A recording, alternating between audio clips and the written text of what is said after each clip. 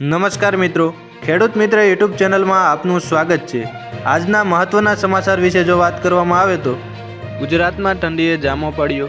ગુજરાતમાં ઉત્તરથી ઉત્તર પૂર્વના પવનો ફૂંકાવાને કારણે વધી ઠંડી। નલિયા 3.4 ડિગ્રી સાથે સૌથી ઠંડુગાર શહેર અમદાવાદમાં 12 ડિગ્રી તો ગાંધીનગરમાં 9 ડિગ્રી તાપમાન, સુરતમાં 15 અને રાજકોટમાં 7.3 ડિગ્રી તાપમાન નોંધાયું। આજે 4 સ્થળોએ રેકોર્ડ બ્રેક ઠંડી સાથે સિંગલ ડિજિટમાં તાપમાન નોંધાયું હતું।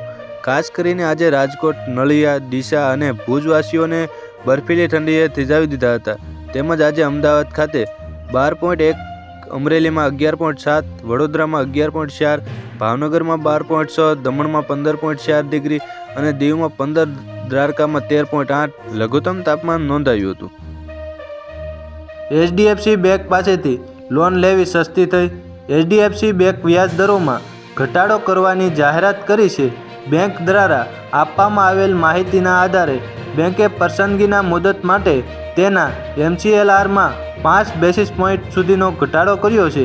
આ કટ પછી એચડીએફસી બેંકનો એમસીએલઆર હવે 9.15% થી 9.45%ની વચ્ચે છે। નવા દરો 7 જાન્યુઆરી 2025થી લાગુ થઈ ગયા છે। પક્ષીઓને બચાવવા તારીખ 10થી કરુણા અભિયાન શરૂ। ઉત્તરાયણ પર્વને થોડા દિવસો બાકી છે ત્યારે દર વર્ષની માફક આ વખતે પણ સરકાર દ્વારા પતંગ દોરાથી ઘાયલ થતા અબોલ પક્ષીઓને સારવાર કરવા માટે કરુણા અભિયાન ચલાવાશે। તારીખ 10થી આ અભિયાન શરૂ થશે, જે તારીખ 20 સુધી એટલે કે 11 દિવસ ચાલશે।